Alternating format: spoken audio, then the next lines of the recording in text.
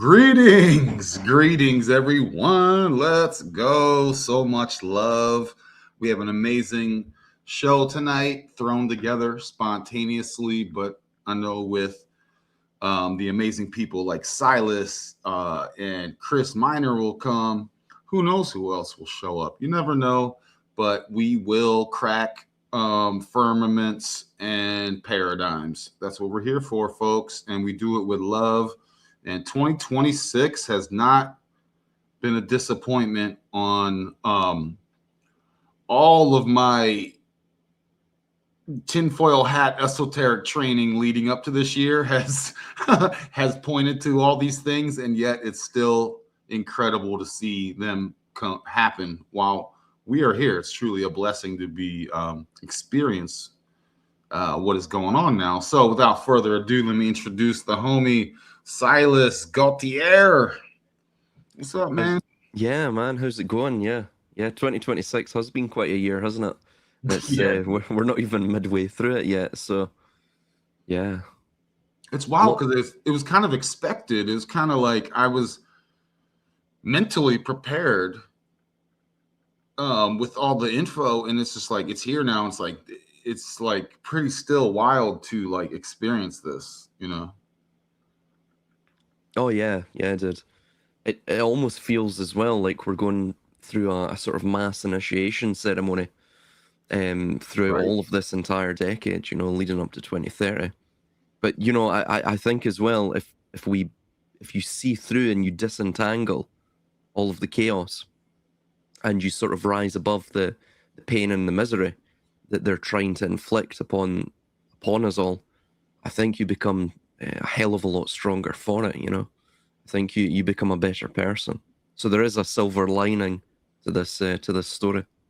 Uh, well, always, and that's what I call the casting process, or you're getting tempered, and the impurities are going away. So it's kind of funny. I don't see them as doing me any favors, but I get the concept of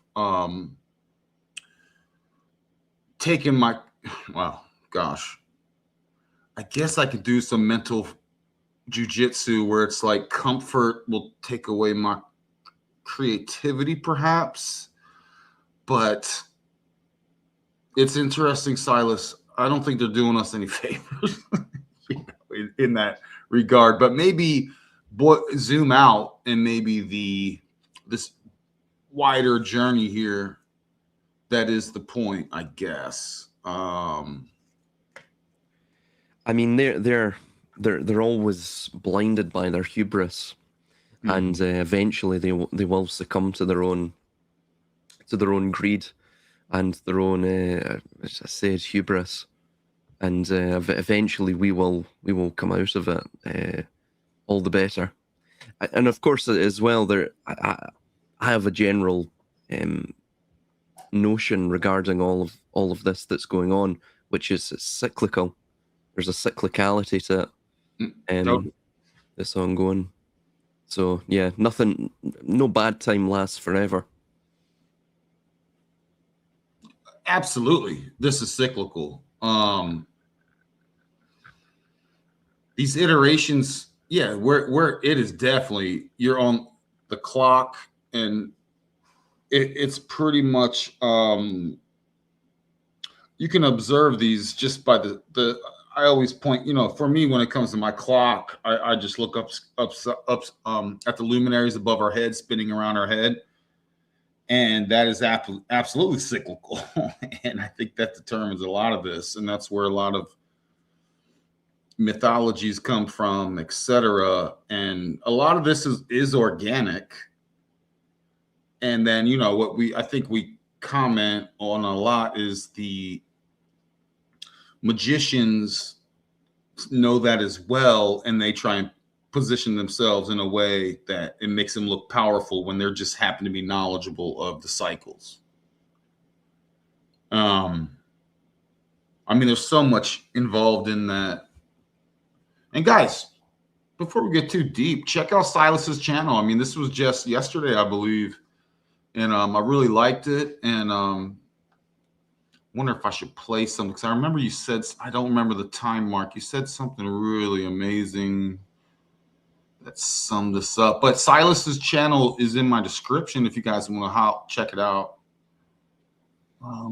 Yeah, that was an interesting discussion. It's a sort of thought that I've been developing and exploring, and Eros had his take on it as well, and he also took it into another sort of philosophical area as well regarding Ludwig Klages, which is to the west, this sort of obscure 19th/20th century philosopher. And he spoke about this battle that it's ongoing within mankind itself, between that of the soul and that of what he called the Geist, but it's basically the active intellect. It's this part of the mind that's constantly conjuring concepts and trying to narrow everything into sort of cold, binary, paralyzed categories. And this is, of course, what we see with AI. It's what we see, of course, as well with the wizards, the magicians, the illusionists. Everything that they do it's all basically fueled by art. This sort of artificial or poor imitation, this mimetic need to be like God, or to sort of conquer God, by thus wearing the sort of corpse of God, right? And this is what Eros was going through as well. But the idea really spawned from the previous video that I did on the White House Correspondents' Dinner event.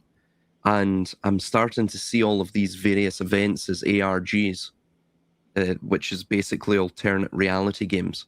And the reason for that, the reason that alternate reality games are so they're so potent, at least in terms of psychological control, is because if you lay out the dots or the breadcrumbs for a person, and they, like, of their own volition or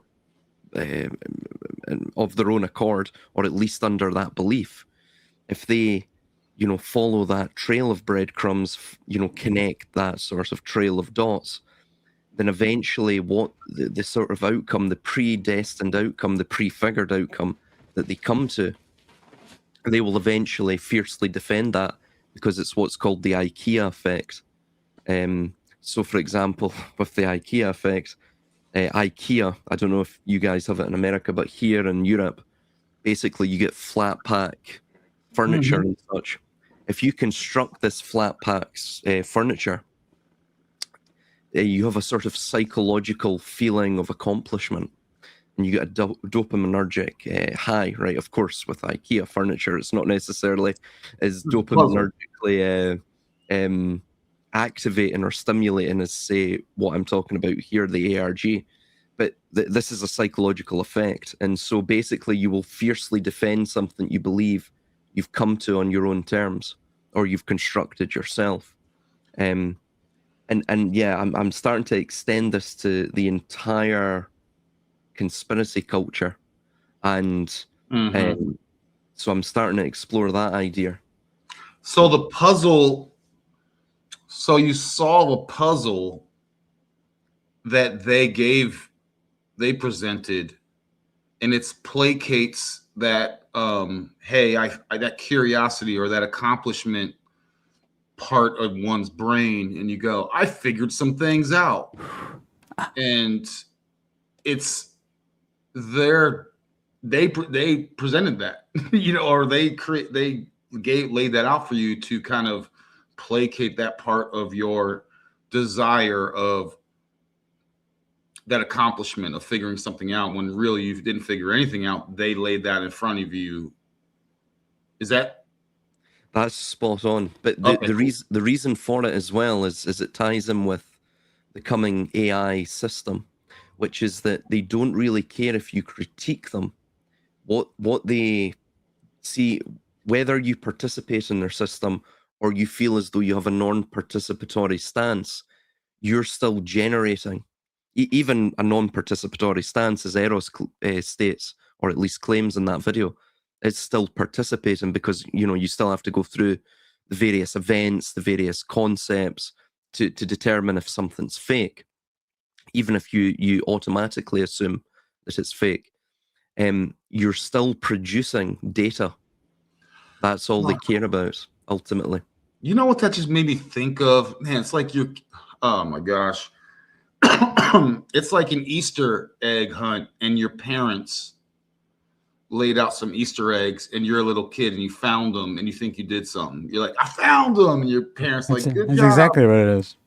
Yeah. Congratulations. You're brilliant. And you're a little 3-year-old, 4-year-old toddler mind. You're like, I did something today, but really it was a setup. Yeah, that's exactly what it is. Yeah. This was ChrisMinor, what's up, bro? What's up? My bad, I was running a little late as always. It's my trademark. What's going on, Silas? California time. How's it going, dude? Yeah, man. Good, man. But yeah, this ARG, alternative reality game, mixed reality game idea, I think has been a lot of, I mean, I know Silas, you and I have talked about this. And then we stopped for a while. Even I feel like even me and you, Ronin, have brought this up for every once in a while. And then we let it go. But it does seem to be the repeating pattern. Like it just seems to be the way that they intend on making the system. How do I put this? Like something that people want to participate in. A treadmill. The mice. Well, it's like the only way they're going to get a participatory system, one that people actually like will participate in, is if they gamify it. Yeah, man, and that's why, like, you know, when a lot of people think they're winning the game from a materialistic standpoint, they still feel horrible. But they get the little dopamine hits, and they go, "I got a Lamborghini" or whatever, and it's like, still feel hollow inside. And that's a trap. All these traps and psyops are in reference to that.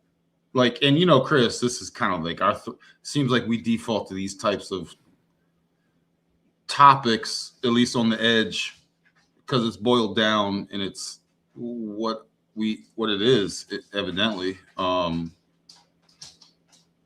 It's kind of weird, you know. I still want to get a high video game score in my digital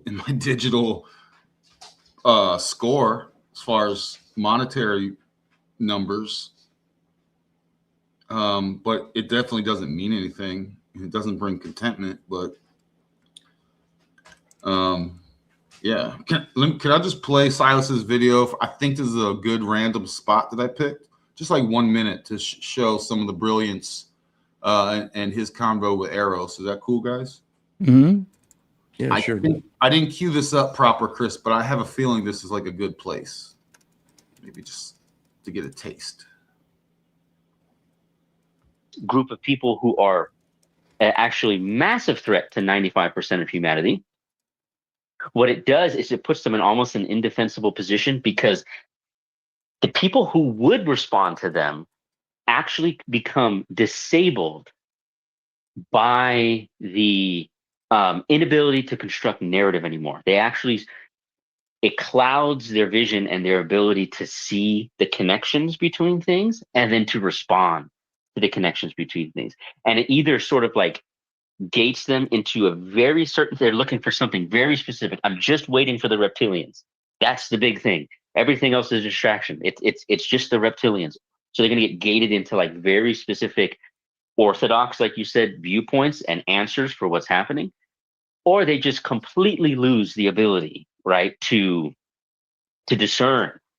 Right? To discern is to not just negate everything, but it's to use the power of negation to separate and to move things around and organize them, right?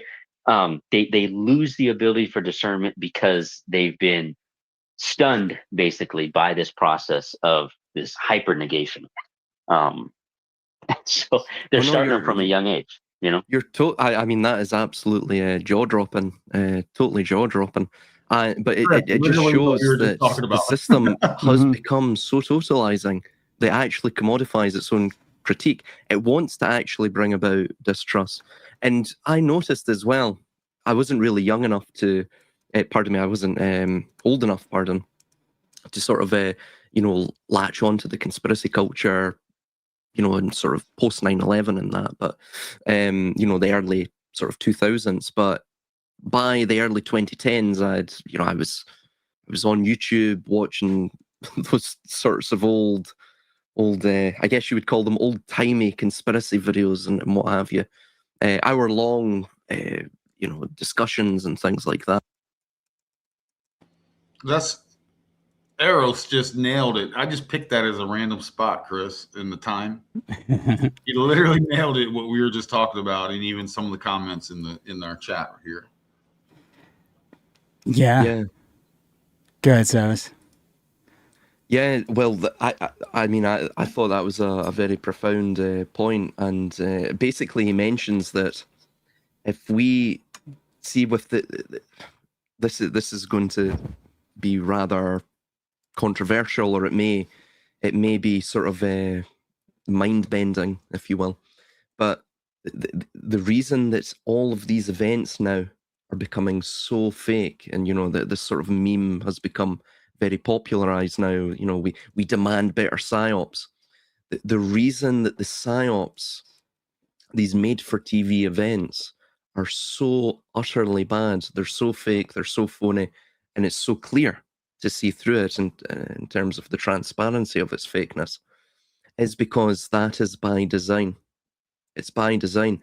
And the reason for that is because they want to put you into what I call into a headspace of terminal discernment, which is that you eventually, because of the pure fakery that you're seeing in every single narrative, you eventually just automatically assume that everything is fake. And eventually that begins to sort of creep into every single part of your life. So it almost becomes an existential ideology, an existential ingrained ideology within your mind. So there was one comment I had today on that video, and the individual stated, he's quite entitled to his. I respect his opinion. That this is merely as well just intellectual speculation. I just want to sort of explore this idea, because I think perhaps we've become too complacent with automatically assuming everything to be fake, right? And then letting that dictate the totality of our existence as well. I see a great danger in that. But he stated that, of course, if I see a gunman in front of me, right, I'm going to have a threat detection with that. I'm going to have fear, effectively, with that. But anything beyond that, I won't. And basically what he's stating is anything he can't necessarily see or measure with his own eyes, he's not going to assume there's any danger with it. And what this does is it actually turns you into a frictionless ghost within the system. You actually offer no resistance against the system. Because what occurs as they're building out the data centers and all of the physical architecture for your enslavement, you assume that everything is fake because you're in that state of terminal discernment where you automatically assume everything is fake. You've basically reached a point of epistemic and cognitive exhaustion. And then from there, you simply just almost become a passive actor. And you become passive because you get a dopaminergic high every time an event occurs. You don't necessarily have to look into it. You just naturally assume that it's fake. I mean, of course, as well, the scenery of most of these events are totally fake as well, right? I mean, just off the bat. But you get a sort of intellectual superiority. So actually, firstly, you get a dopaminergic high because of that sort of intellectual superiority of knowing outrightly it's fake. And moreover as well, you also you sort of, it's a way to insulate your ego from the complexity of it all, from this sort of labyrinthian system, this gargantuan system that's bearing down upon us all, like this looming shadow of a sort of hellscape, a sword of Damocles. So basically, that's what I think's going on. I almost think as well that they've cultivated that idea of, automatic denialism into the conspiracy culture. I'm starting to come round to that idea. And I think it's been done because it basically turns us into frictionless, passive actors that offer no resistance, while, of course, they build out these data centers and the infrastructure of our enslavement. So that's why I think that's what I'm sort of exploring now. Yeah, man. Oh, I hear you. Just, I mean, in the practical sense, we're all sitting here very, well aware people, observers, and decoders, and whatever one wants to call themselves, and we see this stuff that you just mentioned, Silas, and connect super obvious dots, and then as well as some more occultic hidden dots, and it's like, what do you want to do? Put on a sign on your shoulders and stand at the corner and yell out like a crazy person talking about the end of times is near? You want to be one of those people, but because no one's going to listen. So We'll see as well. That's a really great point. That's why they've targeted us, because we effectively are the intellectual class. We're the ones that can pose can pose a threat to them, that can offer resistance to them. And so they need to ensure that we are placated. And one way of doing that is effectively inducing what is solipsism. I mean, eventually this turns into solipsism, because if you feel everything is fake unless you see it with your own eyes, then eventually you sort of just live in your own echo chamber, your own bubble, which is exactly what that commenter was effectively stating. Of course, he wasn't necessarily aware of it, because he's so ingrained into this ideological framework. He basically stating, I only have threat detection with the things that I can see, meaning he's basically tacitly stating that he has no political outreach. So there's no political resistance that he is offering into the system or inducing into the system. He's got no physical or provisional resistance, meaning that he's preparing against this physical architecture that they're building with the data centers, and he offers no geopolitical resistance. So eventually, basically, he's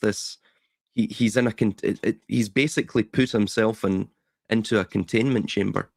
He can offer no systemic or systematic resistance, and I don't think people are fully aware of that. And it's been a slow process, it's a slow boil. they've even taken over the quote unquote radicals, which is in their playbook, like literal publications. So if you're like, I'm at my wit's end, I'm going to take out a data center near my house in some, aggressive way. But you won't get sympathy from the masses because they do their agent provocateurs and these wackos that'll burn something cool down, or, burn a forest down, or support. And they think it sucks, because if you go, I'm gonna do some underground vigilante resistance stuff, they're going to silo you from the rest of the sympathy from any of the masses, because they're going to look at you as a bad person. That's a superb point as well, Ronan. And another thing to add to that, to extrapolate out that point, is that you also don't get sympathy from the dissident class either, because the dissident class have this idea that if you were to do something like that, that you must be a crisis actor, or you must be a shill, or you must be working for you must be an agent under MK Ultra or something along those lines, that you're trying to push the narrative. Because ultimately what you find with this line of thinking is eventually it sort of in a very unwitting way, in a very subtle way, it almost conditions the dissident class to view the spectacle more than actually view the physical ramifications that come from the event. So, for example, they wouldn't view the collapse of those two towers in 2001. They're viewing the spectacle of it. Is it fake? What's going on? Is even if they automatically assume it, they're still going through that process. It's just in a sort of quickened, a quickened time frame. But they're still going through it. Is it fake? Is this fake? What's happening with this event? So they're viewing. They're completely glued to the spectacle, to the event. They're not necessarily thinking about what are the physical repercussions from that event. Are they going to bring in new legislation? Are they going to bring in new architecture? How are they going to change the behavior of That's the citizenry? Hegelian. You don't know. Yeah, is it a Hegelian dialectic, and then they have 50,000 pages of legislation prepared for the next day just for that particular whatever the thing is at that that you're talking about. This reminds me, Silas, have you seen the movie? I believe it was Blade Runner, but like a new one. They had like a new one like in the last. Oh yeah, 2042, I think it was. Blade Runner 2042. No, not Blade Runner. Running Man. Wait, Running Man. I just saw Running Man the other night. Yeah. So that is full of stuff. And I brought that up when we were talking before, Silas, a few months ago, the dairy. You guys were talking dairy. Mm-hmm, mm-hmm. And there's a dairy reference in that. Yeah, it's in the same universe. It's like this it's all transmedia storytelling. It's mixed reality, alternative reality. Oh, I didn't know those books. Yeah, that was Stephen King. He wrote it under a different name, a moniker, whatever you want to call it, pseudonym. But it's now known to be Stephen King. Yeah, so and the reason I bring that up, there's so much there, but I'm just going to stick to the topic that reminded me of what Silas is. The guy is a dissident, and he's doing organic dissident things. He does have people on his side, and he does have people that witness his actions in IRL, but the media in the movie, they'll even do CGI, and they put him as a terrorist. And if you're like someone, even if you're just, imagine being like a single mother who's living off of whatever, and they see that, and they go, oh my gosh, there's a fear kind of there. Like, this guy is a terrorist, and so they can character assassinate. Dude, they even use CGI, Chris, to make them, do little manifestos and stuff, right? Yeah, it's all like deep fakes and stuff. He can't even record his own messages. That reminded me. I mean, they're showing that literally in the Hollywood. Real fast, I just want to show. Hold on, let me hide this. This was a show that I did. Speaking of dissidents, we know one. I'm a dissident as well, but I'm a little more clumsier than this guy, the slick dissident. This was on, believe it or not, this show, The Ronin Experience. By the way, you guys shared New Earth Fitness, who I've never heard of. I'm sure he's great. When you're out there in the world, man, why don't you share The Ronin Experience, y'all? This is a mom and pop operation, This is a single family operation. We could use a little, Who did they share? Word of mouth. The New Earth Fitness. No idea. And they were saying he's cool. I'm not familiar with him, and it looks like he works out, and he probably has, some good vibes or whatever. I don't know.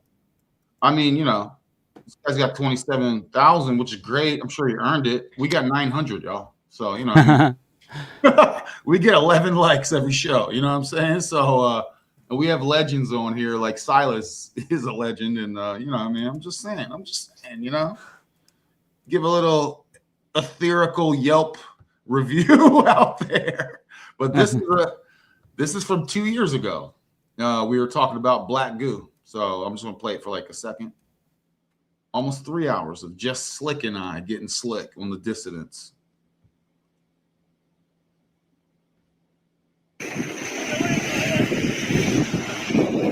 هاولي يسيطرون ها ملي كدراهم من بلادنا ما يروحوا شو لي مليار راهم يتفرداو لهنا ها هذا ما قدروش يخدموه ولا وشنو What was that from? Greetings, everyone. Yo, It's the oil. Mm. We are expecting the fabulous. So you can't check it out because I delete my show. I hide my shows. Look at me vamping by myself until Slick shows up. But I'm saying the Ronin Experience is a low-key, powerful show, folks. Like, we've been around a long time. We just don't get that, you know. So we are dissidents, though. Don't let them, how you say, try and deep fake us, Chris. What was that from? That was from the Ronin Experience, dude. No, I mean, what the event, man?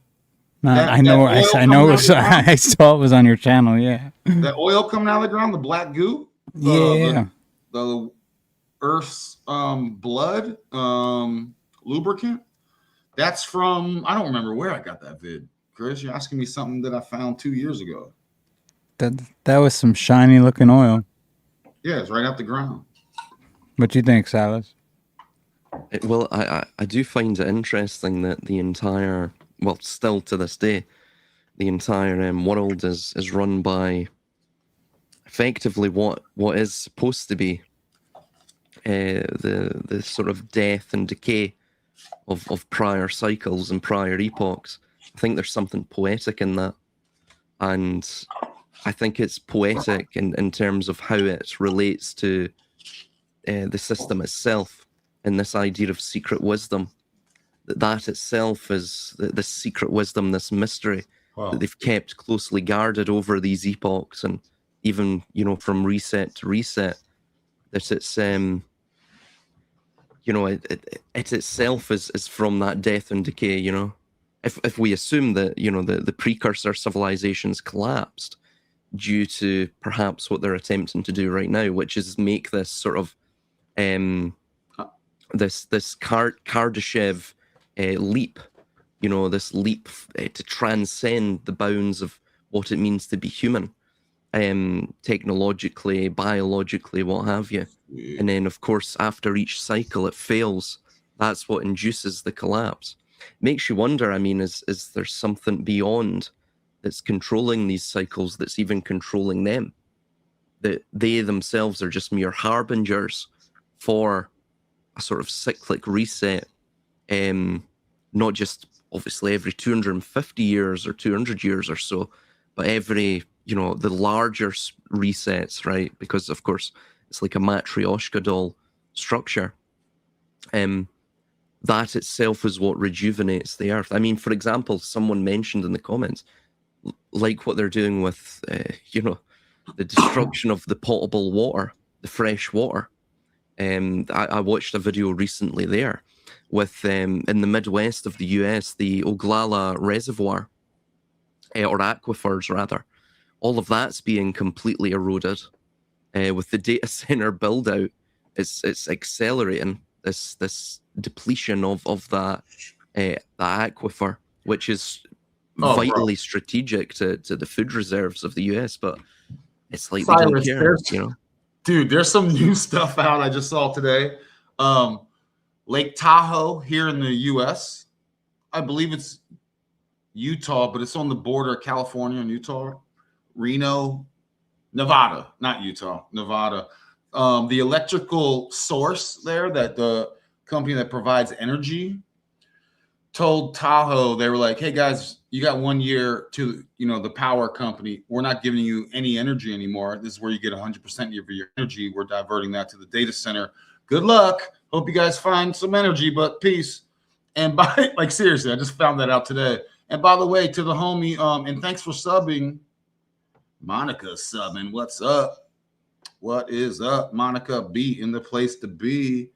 And by the way, Age of Warriors, I don't believe in peak oil or dinosaur oil or carbon oil. I believe it's replenishable. This is, so I'm not a peak oil, dinosaur oil person. It's a farce, in my opinion, to generate scarcity. Just my opinion. And it's based on lots of research. So if you want to look into it, it's not a finite source. It's an infinite source, and it just needs to replenish. And they want to burn it, of course, and for their own ritual. So I just want to throw that out there. And I just put in that link to that vid if you guys want to check it out. It's private, but you should be able to click on it and see what's up. So and shout out to the dinosaurs didn't even exist, man. Dinosaurs did not even exist. Now spiritual ascension, you want to talk dragons? Chris always laughs when I say this.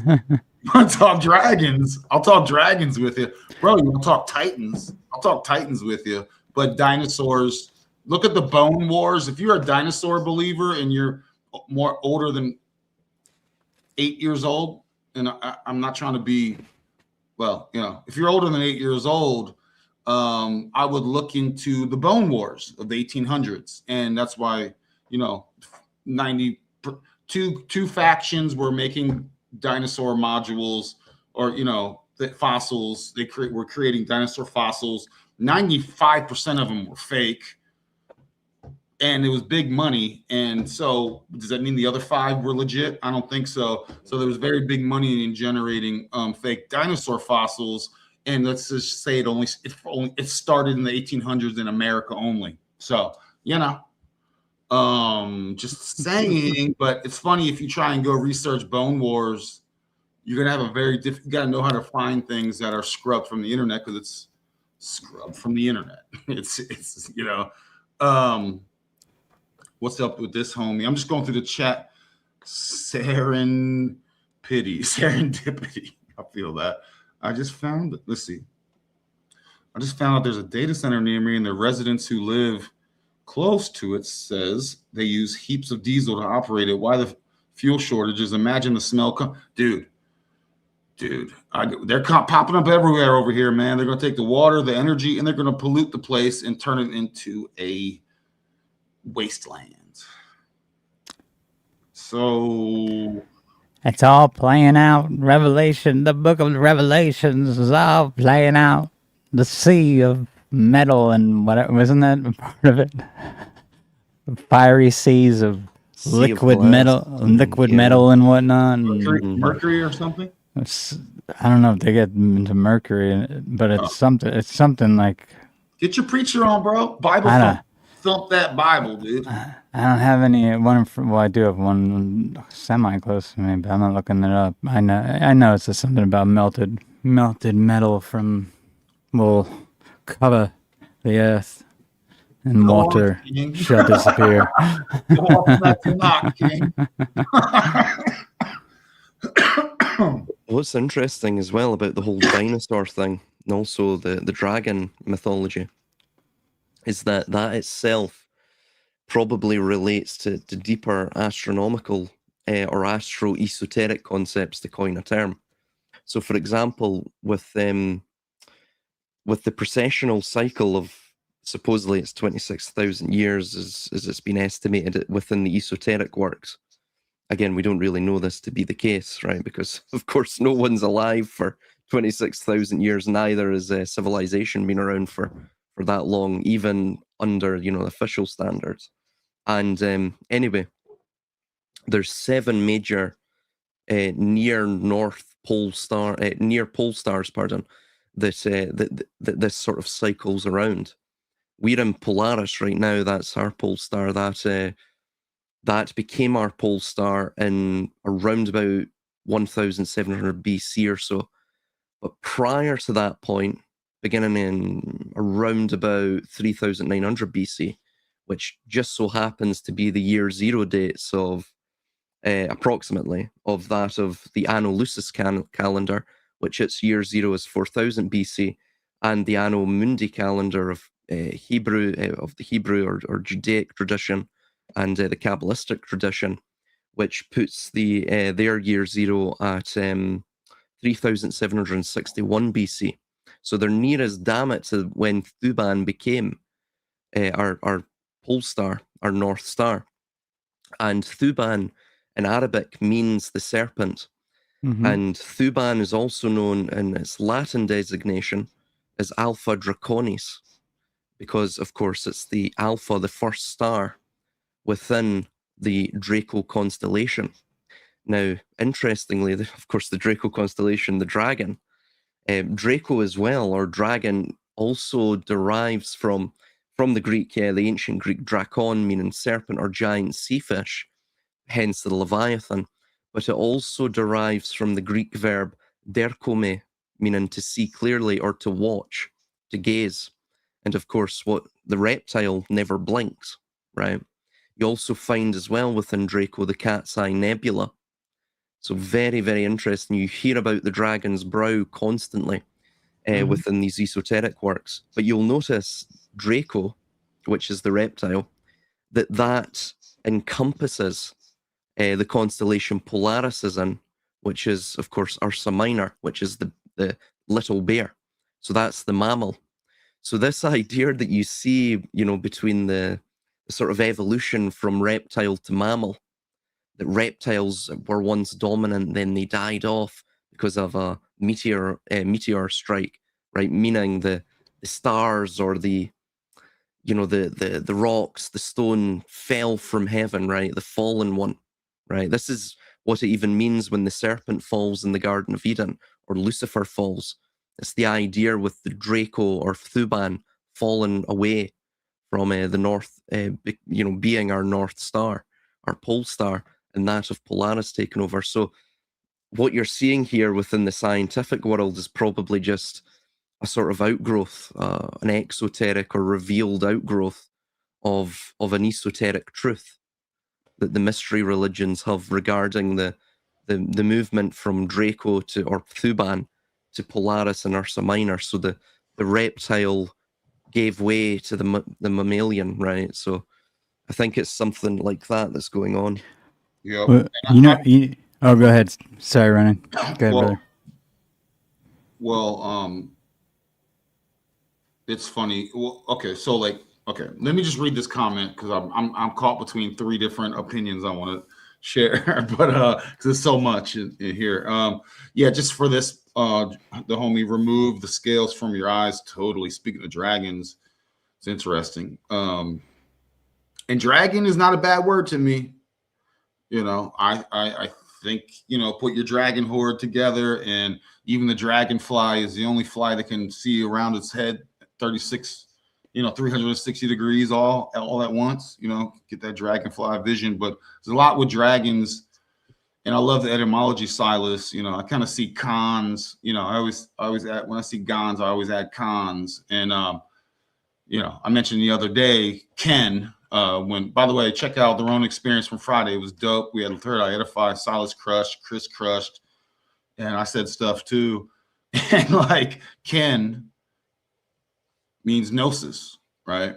So when you boil it down, knowing, right? So I believe that's part of it. And I wanted to share this vid real fast. It's just like a minute, but the chat's, so this is the people's attitude, right? This is what really gets me going. People will say, well, what can I do? I'm just one person. Or if you can't beat them, join them. Or they already got our data, so why do anything? Or there's already this. And so nothing I could do. And it is definitely the impotent voices of a cowardly justification so they're not alone as well, to justify their cowardice, complying and obeying, etc. I'm not a fan of that, and doing so in a way where it actually mental feng shui's into some sort of goofy prisoner obedience virtue, like it's virtuous. You know what I'm saying? Like, I ain't got this. And I'll give a perfect analogy on hey, they already have our data, so what can I do?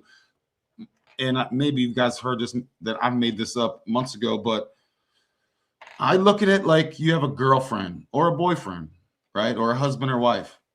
and they know all about you, right? You're together. Everyone knows everyone's what you're up to, where you go to work, you're kind of how you move, times and dates you go to places, your friends and family, etc. When you break up, when you reevaluate that relationship and you break up and go your separate ways, I'm all about, do you keep that same energy going? They already know everything about me. So for the rest of my life, my ex is just going to know everything. They just have an open book to my bank account forever, everywhere I go and who I know and where, this and that. And you're going to be like, no, of course not. We broke up. Yes, exactly. So no matter, in my opinion, here on the Ronin experience, no matter what topic that we're discussing,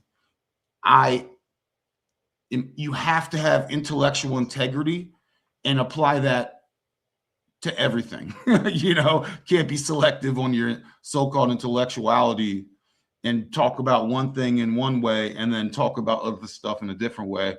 I see a incongruent thought pattern there that I can't respect and I can't ride with, so just want to throw that out there. I know that's slightly off topic, but also on topic. But yo, Chris, you want to say, can I play? Yeah. You want to Before you do that, I was just gonna say real quick, that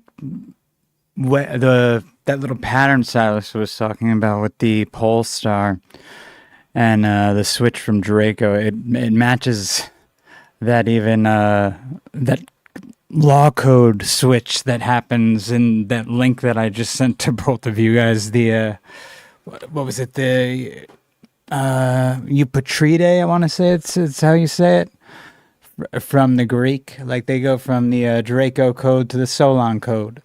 This is the story that they tell you. So it's like it's even reflected in the law. Oh no, absolutely. And think about it. You have the scales of justice. The scales must be balanced. And of course, this is related with that of God, name escapes me now. Virgo, which is the autumnal equinox. So that occurs in usually the 22nd of September, if I recall correctly. I think it is Virgo, yes. So this is on the zodiac. All of their major cullings or their major events, of course, the one in 2001, for example, Charlie Kirk as well, all of them occurred in that period of ritualistic preparation. So typically it's between 11 and 13 days, 10 or 13 days, something like that. And this allows them to quote unquote prepare for the transition, which is the ritual. And so, yeah, and of course, the Virgo, her sign is the scales. It's the scales. So during that time period, that's when everything is balanced. That is, if you will, the fall. That's when Thuban fell to earth, or fell from the heavens. And everything that they're doing, this sort of desire, this eschatology to reclaim the lost civilization, right? To reclaim the lost wisdom, the primordial man, the Adam Kadmon. All of this is based around this sort of draconic, stellar cult, if you will. So even absolutely, their legal code is all based around that too, and scales of justice. There's a few other ones with the Twilight languages that I've listed, but I can't recall them off the top of my head now. But there's so many connections. Not just, of course, we have admiralty law with that of the water and the liquidity, the currency, the banks. God, even the merchants, right? The merchants, the chanters of the sea, those who are the illusionists, who direct the frequency at you so that you believe the lie, right? And so, yeah, all of this, but that itself links with Draco, because as you recall from the etymology in the ancient Greek of drakon, it means serpent, but it also means sea fish. So this ties it in, of course, as well with Pisces and as well with Capricorn. So it's interesting because you see this Draco thing constantly pop up. I had never even seen anything about this draconian constitution until today on Wikipedia. They've really added a lot of shit to Wikipedia lately. Yeah, you were showing me that the amount of entries that you know that And has been made. it's all within the last 4 years. It seems Mm-hmm. to have, like most of these pages would redirect you back to something else like Players Republic or something. Yeah. But now they're all being filled out. I don't know where they're getting the information because most of the links are broken underneath. we can thank Mossad's cyber division for that. So thank you, Mossad. Everyone say thank you. Thank you, Mossad. Suck it. No, IDF. Can I play this real fast? It's just yeah. Pretty good. It's, what's it about? Looks like a minute. Looks like a minute, but it's good stuff. Psychology, movies, books, radiation, music, drugs, graphology, sex, mostly prostitution, homosexuality, teenagers and adolescents. The whole program is geared toward our youth. You say these things can't be going on. Not absolutely true. What happens when you're in a city is you become desensitized. There's so much noise here, you don't even hear the noise because you become desensitized to it. You don't even hear the sirens and the police cars after a while. You become callous to it. You lose your sensitivity to touch your outer environment, so you lose your sensitivity to touch your inner environment. You become desensitized. If someone next to you gets shot, you say, oh, that happens every day. So you no longer begin to react to violence and death because that's all you see on televisions, in the movies, on computer games. So the objective is to desensitize you by keeping you in captivity in an urban environment. But we are not paying any attention to that. The music abuse. So we become very desensitized, which leads to suppressed feelings of rage and anger. People become angry because they can't express themselves. You can never express your true feelings to people. You may meet them on the street and say, are you having a nice day? How do you feel? And they say, well, it's none of your business. They're going to get hostile on you. So you're not even able to express even a kind thought. You see? So all this is being constantly suppressed in you, but it has to be released somehow. Some kind of way it has to be released. And it's released through anger with each other because we turn it towards each other instead of toward where the anger is coming from. We're always directed toward each other. Forgiveness is between them and God. It's my job to arrange the meeting. Yeah, shout out Denzel. Yeah, I mean that dude put it pretty spot on in relevance to what we're alluding to in a way. Yeah, I watched that yesterday. I watched his video. It was pretty good.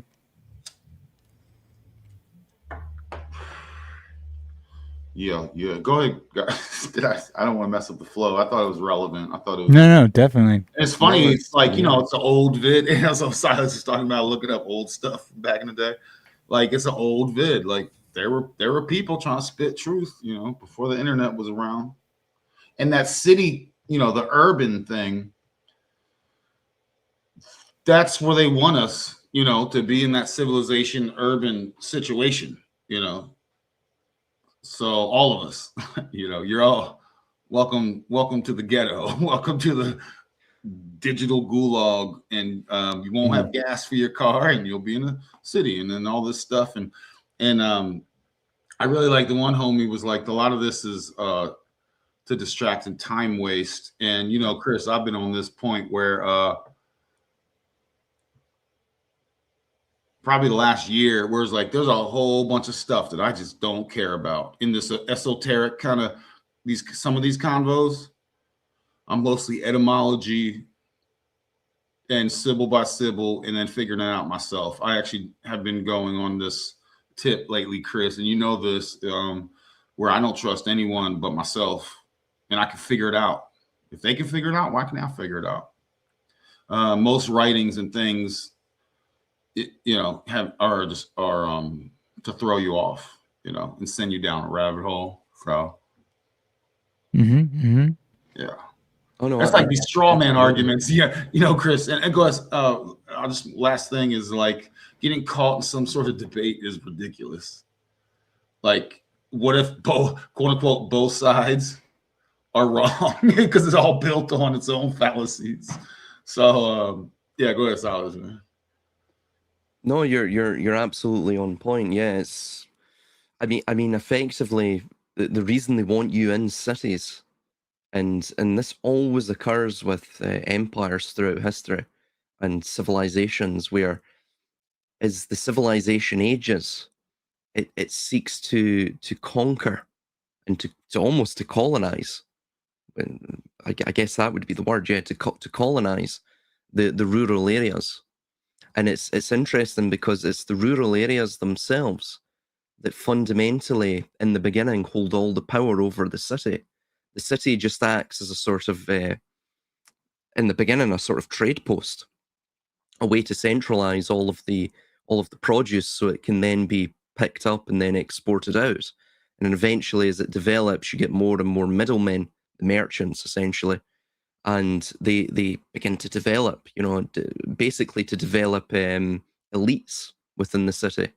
And this is why civilizations collapse, because essentially the city wants to destroy this power imbalance between them, which is the artificial area. Serfs.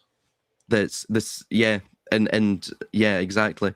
They are reliant upon the serfs in the rural areas for the food to come into the city, for all of the products, all of the produce. So what they want to actually do is to firstly colonize the consciousness of the rural areas to keep them in check, because they are, of course, more numerous. So they want them to believe that they're serfs, exactly like what you stated, and they want them to believe as though they're inferior to those within the city, the superior classes, the expert class, the priestly class, the kingly class, those who can predict when the eclipses will occur, And the Drakons, don't forget the Drakons are known for keeping a hoard of treasure. Oh yeah, well yeah, the dragons throughout history have been these types of avaricious beings, absolutely, yeah, and they hoard wealth.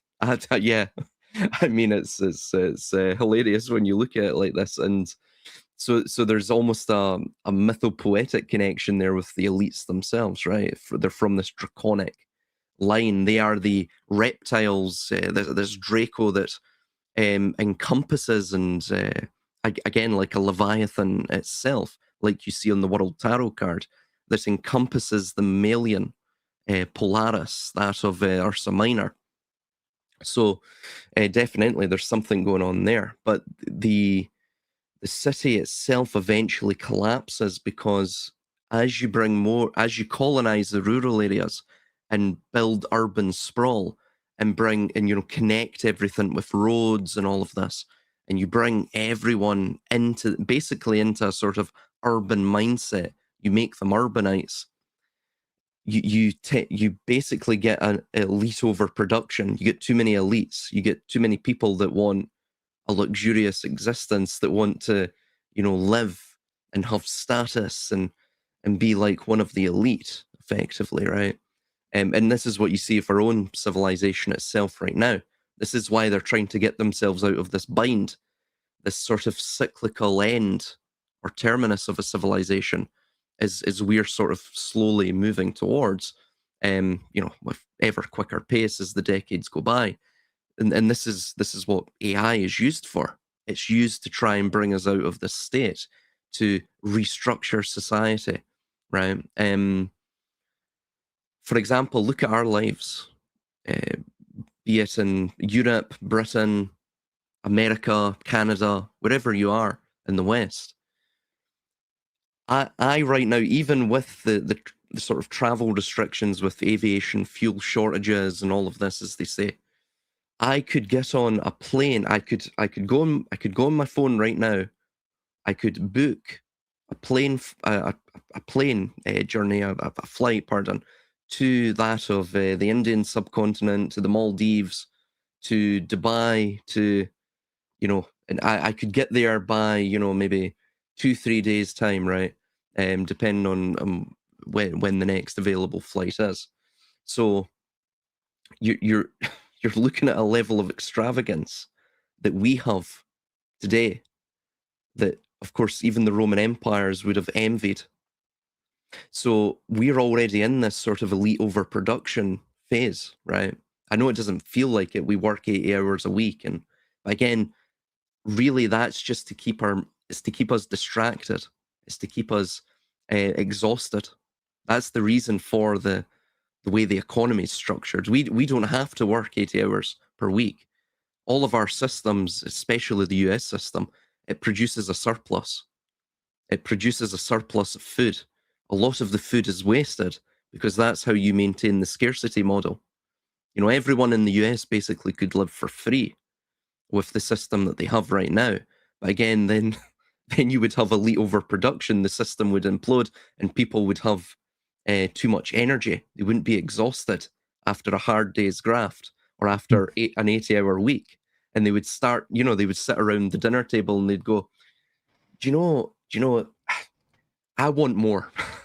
And I think the Rockefellers and the Rothschilds, I think they're, effing us all over. And, we should band together and we should oppose them. Yes, that's what we should do. So this is why they don't allow us to have leisure time, because leisure is the root of culture. And it's, of course, as well, the root of agency and the root of assertiveness of not just the individual, but of the community, not of the collective, of the community. So Yeah. this is it. Yeah, this is basically the city. The city is the alembic, the containment chamber, the cucurbit. Yeah. Oh, dude, having the time to contemplate and ponder is typically, it's funny. Howard mentioned something about avoid the bourgeois or something. It's like you kind of almost have to be from an aristocratic family to have the opportunity to sit and ponder things, and as opposed to just living hand to mouth in a way. For sure, it's the business calendar, and that's part of that's why we have a calendar. The cow, how it is, right? And it's a 7-day cycle. You're on the clock, right? They have it. That's a business calendar. That's not a natural calendar, and most people here listening already know that. But I mean, yeah. Can I play a quick clip? I got a couple good clips actually. Yeah, go for it, bro. This one might make people. I shared this with you guys earlier in in telegrams, but it's good. It's gonna make some people's gonna be uncomfortable. You've seen this already. Let's go, Chris. So let's do it because Go for it. we used to live like people would burn their trash in the ditch, right? And so me and my buddy William, we would get out there, and my buddy Larry, and we would get all wet, and we would run and jump through the smoke in the ditch until we were pretty darkerish, right? And then, bro, we would kind of wait until somebody drove by and yelled the N-word at us. Anyway, I hate that. Say nigger. Say nigger. Wait, hold on. Say, man. If you need, I don't want to do something. I can't tell what's going on here, to be honest with you. I just need to hear you say one thing, not be ashamed. All right? Yeah. Say I'm a nigger lover. You need me to say it? Yeah. Say I'm a nigger lover. Go ahead, man. But just all of them? Kind of, a little bit. God, even a rotten one. I don't know. Do it. Please. Come on, man. Stop fucking the show up, man. He's fucking the show up, man. You're right, bro. Dang, dude. Shit. Fuck. What can I say, bro? I'm a lover, bro. I love this show. I love this fucking show. Bro, I Just had to share that. maybe someone found value on that. What do you think, Chris? A brave man. Yeah, well, I was saying earlier when Mike Tyson Hilarious. when Mike Tyson tells you to do something, you do it. And if Mike Tyson is almost like he's unstoppable in terms of like political correctness cancellation situations because he's just awesome, so it's like, Oh yeah. I mean the dude had a tiger supposedly. I mean, oh yeah, yeah, that's one that's one dude I wouldn't mess with, to be honest. I mean you could see as well as like he's between a rock and a hard place, say it or and Yeah, he was getting a bit annoyed. he was genuinely confused as to what he was supposed to do. Yeah, he was like, am I gonna get hit if I say this, Well, or it's do a you want me to say it? the whole thing's a psyop, so, but it's the walls of like this whole barriers of what you can and can't do or say or think I'm telling you, people are busting out of that concept of you can't say this or that. It's like, huh? Oh yeah. So that's and comedians are kind of leading the way, or even in your own lives, satire. Obviously the only person that can make fun of the king's new clothes is the jester or whatever, right? So there's power in satire. Sorry for interrupting you, man, but do you know what's really just on that point? I've been playing through GTA 4, a bit of nostalgia, I guess, and the amount it's unbelievable. It's almost like you're in a different world when you're playing it, right? I don't mean the open world. I mean the language that they're using in it. I obviously won't repeat it here because this is up on YouTube, but like they're going through every single slur of, through every single group you could think of. And, it's just said so nonchalantly. And I'm thinking, Jesus, this is 2008. And it feels like it's almost 50 years difference, in terms of the language that's utilized in it. Even as well in terms of the way that the Rockstar satire sort of comes through and pierces the story. And you're thinking, there's no way they would get away with this now. And it makes you wonder, what's GTA 6 going to be like? Is it going to be so reeled back? Probably, because I think the change is occurring, and hopefully it goes back. You don't say these words to necessarily. People don't say it generally. They're not going to say those things. But if you just ban it outrightly, you can't even put it into. You can't put these slurs. I'm not even talking about the N-word, but just any group. You can't put even these slurs in, for example, Grand Theft Auto games or 18+ games or 18+ films. There's a certain realism to the thing. These words are still used. They're just not culturally acceptable. And it's almost like you candy coat the whole thing. They've been advertising this one for a while, right? This is the one. Where's this one supposed to take place? Is it Florida? What? Like the new one coming out. Oh yeah, it's Vice City. It's basically Florida, Miami. Yeah. I remember they had like when they were showing previews of it. I mean, I feel like it was a year or two ago now. It had to be at least. It was 2 years ago, man. 2 years ago, they were showing like people scrolling through shorts and stuff on like Instagram Reels or TikTok or something like that. So I wouldn't doubt that they're going to start putting that type of language back if they're going to be showing like simulated TikTok shorts somehow within the game. Oh no, definitely, yeah. It'll be. I'm hearing things as well regarding. It's going to be quite woke as well, Oh yeah, I don't doubt it. I heard they were already doing like planning on doing advertising and stuff in the middle of it, and the advertisers are actually like paying for space, like a billboard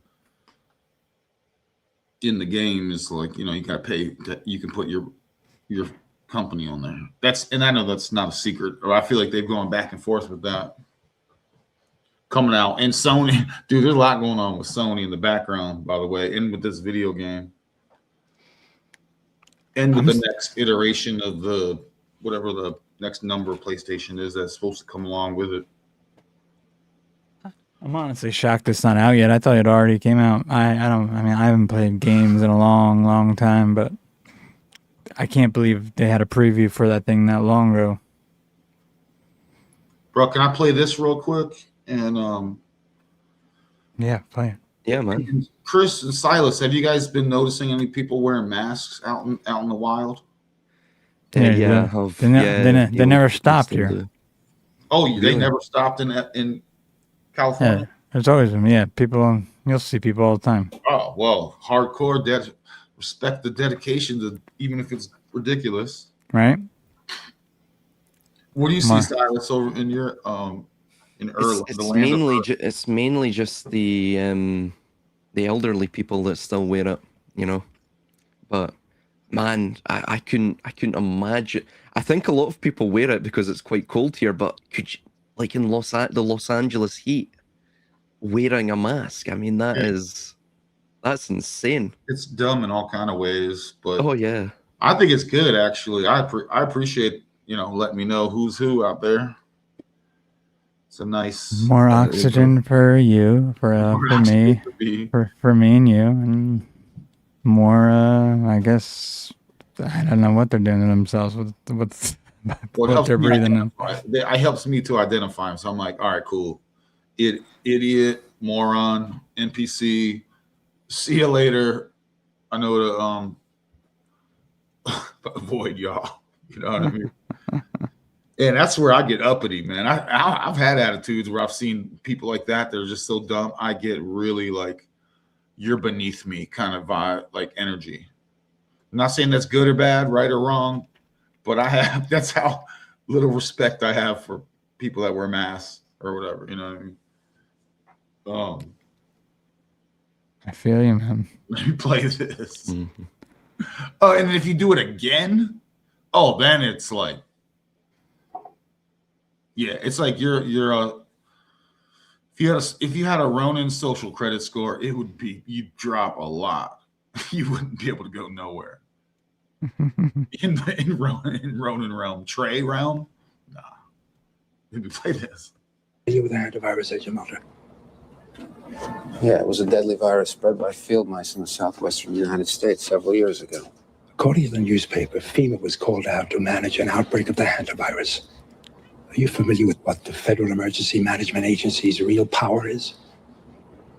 FEMA allows the White House to suspend constitutional government upon declaration of a national emergency. Think about that. What is an agency with such broad sweeping power doing managing a small viral outbreak in suburban Texas? You're saying it wasn't such a small outbreak? No. I'm saying it wasn't the hantavirus. Well, what was it?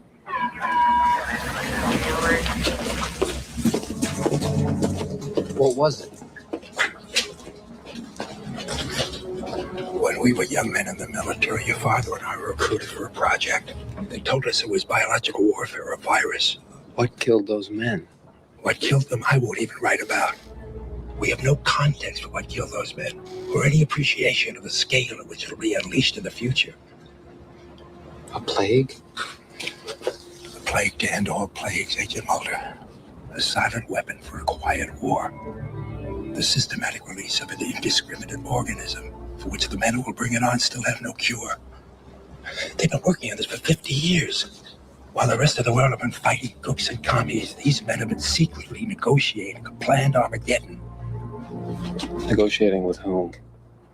I think you know. The timetable has been set. It'll happen on a holiday when people are away from their homes. The president will declare a state of emergency, at which time all government, all federal agencies will come under the power of the Federal Emergency Management Agency, FEMA, the secret government. They call me paranoid. Go back to Dallas, Agent Mulder, and dig. Or we're going to find out along with the rest of the country when it's too late.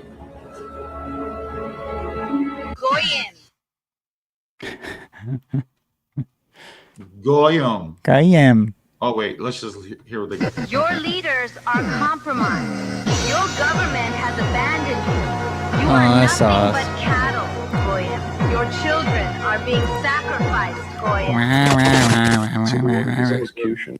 Still a proper message, or a correct message. I don't really understand that part of it. So, is it like trying to like? Is it a like? Are they talking shit? or is it like supposed to be a warning? It sounds like she's talking shit. It's a warning and talking shit, but it's done in a poetic way of going, hey, you're known as Goyim. Are you a Goyim? Are you a self-identified Goyim? Yo, your leaders are trying to kill you. Deal with it. Figure it out. See that. That's something else I've noticed, which is within the conspiratorial culture. God, even on YouTube now, I can't actually believe it. You're starting to get talk regarding. I mean, what's a way to put this? The idea of the JQ. We'll just put it that way. I mean, honestly, you would have to go on to really obscure platforms to find this type of information in years gone by. And it's absolutely insane. There's these massive creators now. I mean, there's at least 3 of them. I won't name them, but there's at least 3 of them now that have came out of nowhere in the past year or 2. And YouTube are just allowing them to effectively say what would otherwise be, sort of outrightly automatic bannable offenses, instant ban, information that I just can't believe that they're being allowed to, espouse on YouTube, which tells you they're being allowed to do it. They're being permitted for a reason. That there's something going on here. I don't know if it surrounds the. Jump in. I got to step away I have to use the restroom. I'll be right back. Me and you will talk, Silas, while he's gone. I would say it's more than likely the information isn't totally true. Perhaps. I mean, or it's either that or it's intended just to create. I mean, I don't even know if it's worth creating the havoc that it would create if it were true to allow it. So it has to be something like 80-20. You know what I mean? There's got to be a percentage of falsehood in there that's going to trip people up somewhere down the line. I think the whole JQ, or somebody says the small hats, the reason that's being pushed now, this sort of anti-Israeli sentiment, is firstly it aligns with Kabbalah and their eschatology. At the end, they have to. The belief is that Israel must be hated, and this initiates the Gog-Magog scenario, that all of the world must hate Israel, and so on and so forth. There is that. That's going on there. However, there's something beyond that. It just seems too pervasive. There's something. I can't quite put my finger on it. I don't know what they're up to. I don't know. It was never just them. There's someone else. They're too small, man. They're too small. There's someone else. There's someone else that they're dealing with, and we don't know who I feel like there's theories out there, but I mean, I think there's a spiritual aspect to it too, but I don't think that by any means that anyone in Israel at this point is in charge, honestly. Well, it would appear as well, and I've spoke to Armin before on this, and I think there's something to this, that they may eventually use Israel as a sort of scapegoat. Yeah. Or it'll be used as a prop. Even if they don't, and they may not have any idea, and they may think they're in charge, but yes, you're gonna feel pretty dumb. There is that as well. See, they utilize eschatologies like They're hyperstitional. They're basically self-fulfilling prophecies. They are the future writing our present, Exactly. of course, to bring its conditions into being, or the conditions for its beingness into being. And so anyone who is tinged by eschatology themselves must be subordinate to something higher, because the Archon creates the simulacra. The Archon creates the projection, the hallucination, in this case, the eschatology or the hyperstition. Therefore, Israel itself must not be the tippy top, because they're not going to delude or fool themselves. Because the only real reason you would delude someone or to cast an illusion on them is you're trying to bend them to your will. Of course, you're not going to cast an illusion on yourself. You know, what are you going to do? What, bend yourself to your own will? That makes absolutely no sense. So, yeah, I think you're onto something there. Now, who else is running the show? That's the question, man. That is the. I think this person knows. They know the answer, bro, but they don't want to say it out in the open. So we got one person in the chat that knows, Chris. Oh yeah, that's another group, but there's still someone even like we don't know the name. They don't even think they have a name. That's the problem. They're like an unnamed. There's an unnamed here. I want to know. Tell me who. Tell me, bro. I don't know the name. I don't think anyone knows the name. It's like a shadow. They are legion. Yeah, they have many names. Yeah. The mist. Oh, I have names. Yeah. What are the names? Tell us the names. Spiritual ascension. But I think itself. I mean, somebody mentioned the Jesuits. All of these they're all intertwined. Kabbalah itself isn't just Jewish mysticism. You also get Christian Kabbalists. Mm-hmm. You get the Kabbalah itself is just it's a placeholder term for the mysteries. Yeah, it's a there's multi-religious religions that are using various systems of Kabbalah. That's why you have all the different spellings and whatnot, and variants of it. Yeah, exactly. And also as well, since we brought up the X-Files, I sent a link there from Dabu, was it Dabu77 or whatever his name is? He keeps pushing this sort of alien reporting or story. He seems like a fan. He's a little too tied to the Matrix for me to really intake. Oh yeah. I've got to admit, I do get sort of nostalgia listening to him, because that dude's been around for a hell of a long time, you know. I think he was way back in like 2012, 2011. I do recall him from that time period. But well, he's just reporting on it really, so you know, it's not necessarily he's pushing this, but what's he saying about it? Well, basically Trump and a few others from the administration are sort of coming out with cryptic messages and I believe some AI generated images that seems to be them foreshadowing the idea that they're going to have, you know, this alien disclosure, right? Oh yeah, it's like the files that they already released. That me and Ronin were going over some of them for fun the other night.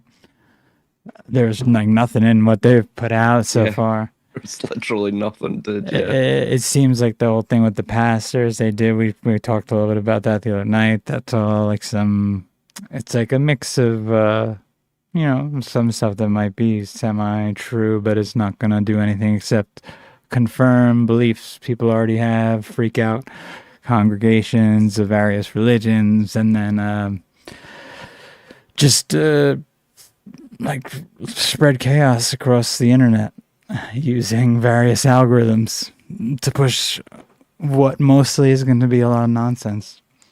But it's like just more gamification. They're just gaming the reality. Do you want the UFO invasion? You want the alien invasion?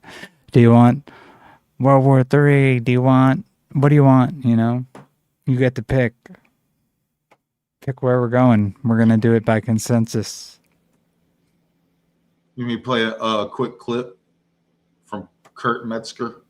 Mm-hmm. He's been winning me over recently. When I remember Chris, I first heard him I've always known him as a comedian, but I first heard him maybe, just a couple of years ago, starting talking about like stuff like this. And man, I feel like he's accelerated. Remember I said he was going to start, he was like going to blow up. Because I saw he was bringing on people who like were way more conspiratorial than most comedians usually deal with. And even for him, it was like out of nowhere. And now he's like everywhere. Yeah, man. Oh, let's all right, let's figure out what this says on our own. No AI. Can we translate this? What is... Okay, let's go in 2030. What is something in 2032? Something about Jesus died at 33. With Jesus died. Yeah, you're right. I feel, is he misspelling Spanish too? Or is this... Don't have us try and translate another language and then also have bad spelling. Or maybe it's perfect. I don't even know. But I think we figured it out, right? It's like it's something about something will finish in 2032 because Jesus died at 33 or something. Or to end with Jesus dying in at 33. So it's something end with Jesus. What is cave? As a Scotsman, I can barely speak English, so I'm not even going to try to translate Spanish. Okay, we're close. All right. Sorry, I was just checking on how can we decode things? Are we decoders or not? Can we decode Spanish, bro? Even if we don't know Spanish, can we decode it? Right? We're decoders here as well. We try to code and decode. So, but how good of decoders are we, Chris and Silas, if we can't even decode Spanish? I mean, I think we got most of it, but it was like I don't think it was a complete sentence. Oh yeah, you definitely can see the Jesus in the year or in 2032 and Jesus. Yeah, it's like it's like what ends in 2032 and why does Jesus die at 33? It's like literally what it's saying. I have no friggin' idea. You should know Spanish. You're in Los Angeles, bro. That's what I'm telling you. That's what it says. So I don't really know how to answer that. Oh, there you go. Yep. Let's play this. The whole goal is we want you busy like bees, and we want it back to a hive mind and back to whatever thing led to the last collapse. And then it'll get wiped out like a server, a Conan Exile game server every month, and we rebuild it. That's what they do. For the purpose of what, though?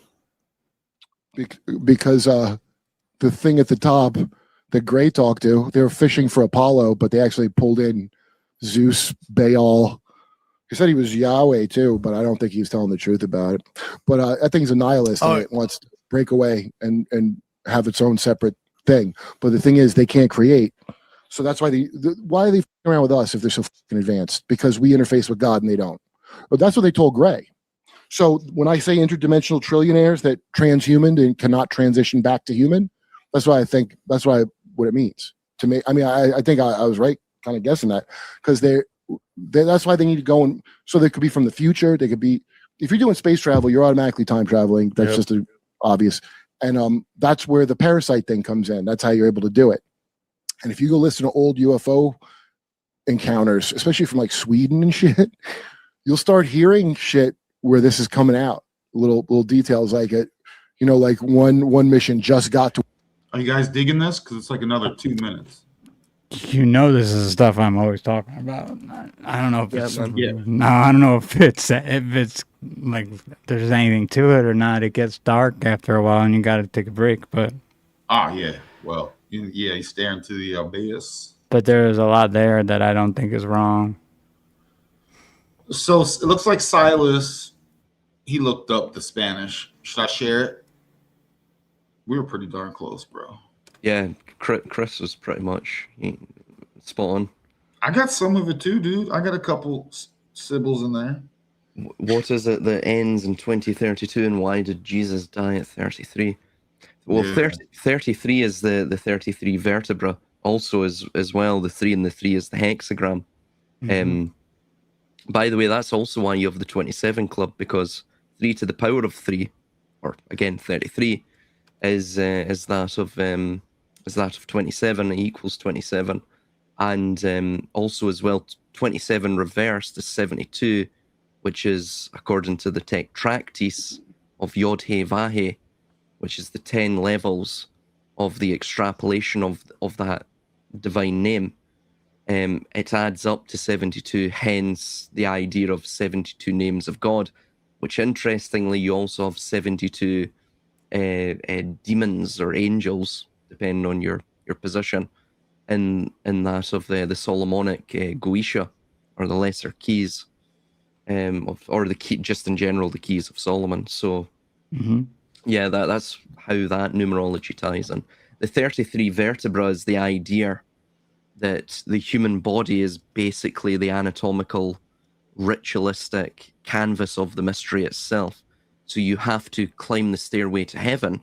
You have to go from the root, climb the 33 vertebra to that of the upper chamber, or heaven, to enter the thalamus, which is the inner chamber, the between the fornix, between the two. I forget what fornix is, what it means in Latin now, but it's basically between the two columns. They look like two columns. And you go into the inner chamber, which is the Kodesh, Kodeshim, the Holy of Holies. And you also, the idea of anointing as well, the Messiah or the Mashiach, and the anointing, that goes back to Egypt as well, with the mesh oil, the crocodile oil, would be used in the pharaonic ceremony to anoint. That literally relates connects to to that genius link I sent you guys earlier from what the hell was it again? Oh, with the is that the craftsman? When I was like they were called the Minoan genius. Oh right, very very interesting. Yeah. The Minoans interestingly had a snake cult as well, and they had all these statues that were in the shape of the sign that Moses had to hold up at the Battle of Rephidim, where I think they were battling the Amalekites. The Israelites were battling the Amalekites, and Yahweh told them, if you hold up this sign, which is basically in the shape of a W, or in the Hebrew lettering system, it'd be the letter Shin. According to 2 Kings 21:7, Yahweh etched this into Jerusalem, hence why Jerusalem, the topography is in the letter Shin. But this also ties in with Poseidon, who had the trident. That goes back as well to Shiva's Trishula, or the triple spear. Interestingly, Poseidon also had a temple in the center of Atlantis. Poseidon itself in Attic Greek means Lord of the Earth. This ties in with Melik Taus and Enki, and they also tie in with the Draco or draconic sort of entity or energies as well.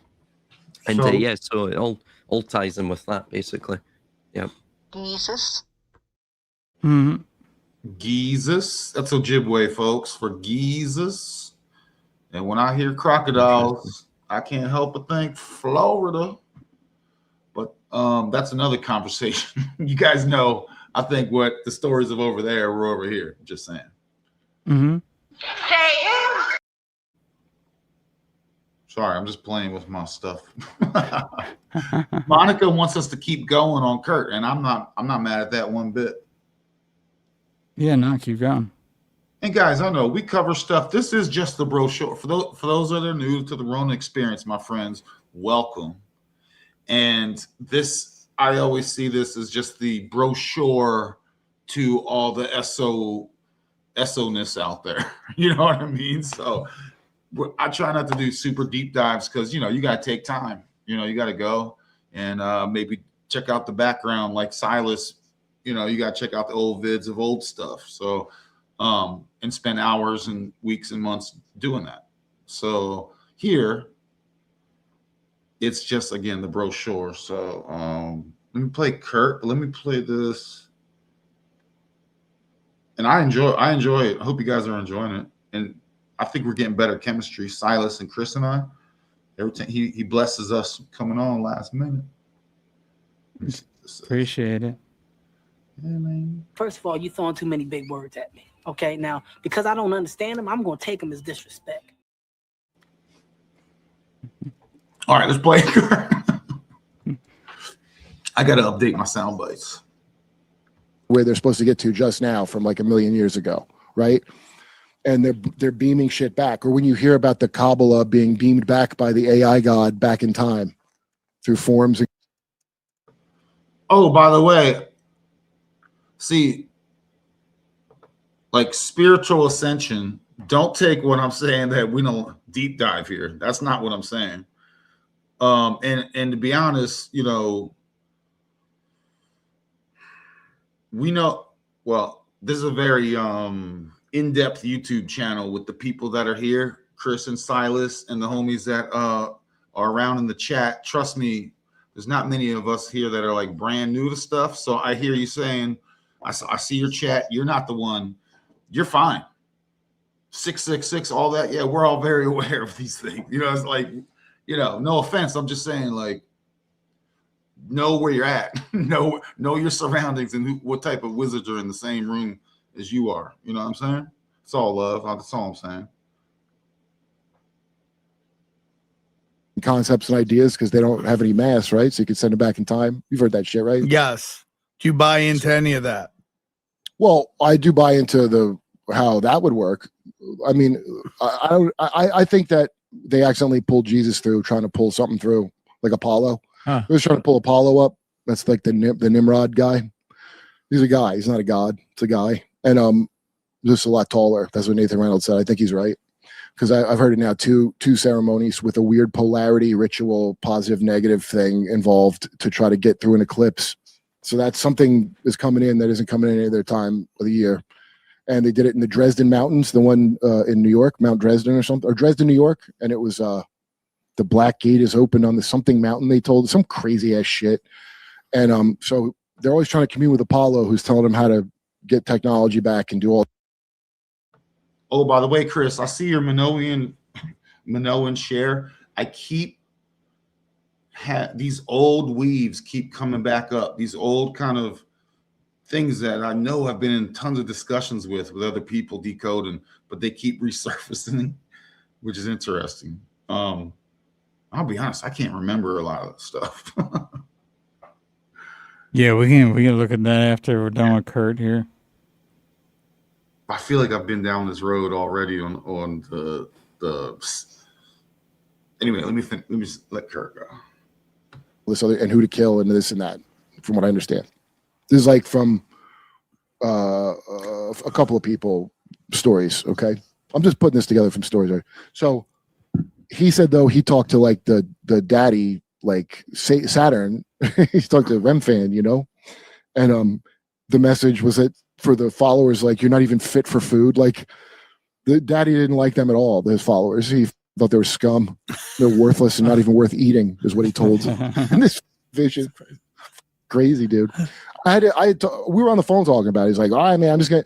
It's funny when he tells you because like people don't want to tell you this shit unless you're interested in hearing it, and it sounds crazy. But I just have heard so much shit now that I want to hear it because I need to put pieces together. Mm-hmm. And Matt Ehret's got the whole thing of what the is the problem now? Oh shit! Hey, I got to do Jimmy show, dude. Okay. And there he goes. Yeah. I don't know who that guy is. He said Matt Ehret. I'm not familiar with that person. I feel like I might know. It's a guy. He's been on his show a few times. If you look, he's a younger guy, like younger than him. Well, that narrows it down by a lot. I mean, well, usually if you go on, they'll be like either his age or a little bit older, but he's like one of the younger ones. You'll see. He's like one of the last few episodes. Gotcha.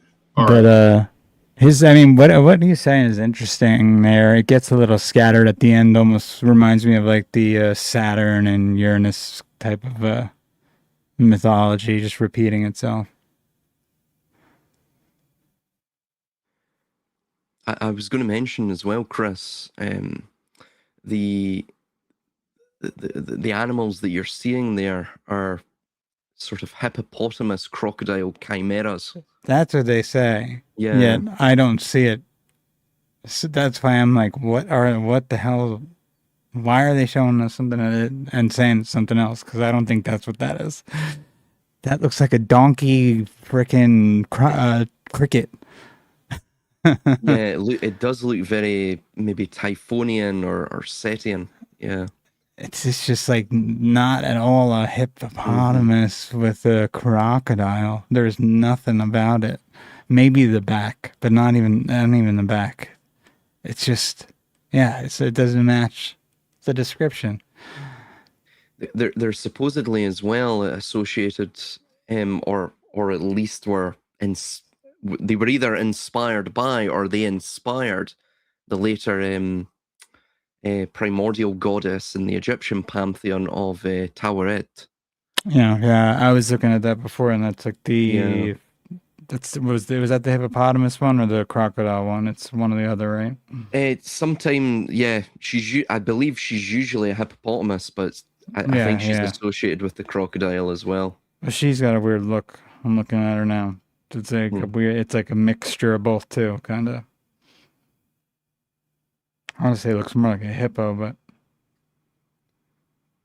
yeah, it's interesting as well that with the Minoan culture, because it appeared to be not necessarily matriarchal. That's too strong a word, but it was very sort of open and liberal in a sort of socio-sexual way, and from what we can see, at least from the sort of fashion that you see on the tablets that are depicted on the tablets of how the women would dress.